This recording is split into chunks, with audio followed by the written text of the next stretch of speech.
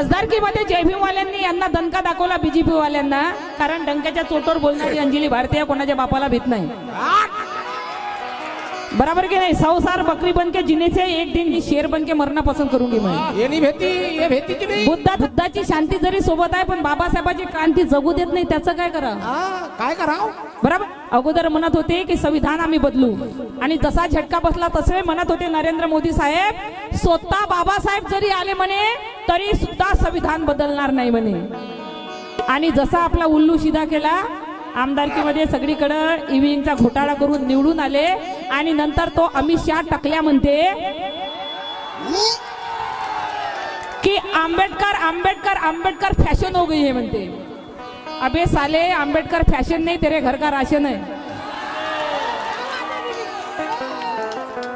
हा तडीपार टकले हा अमित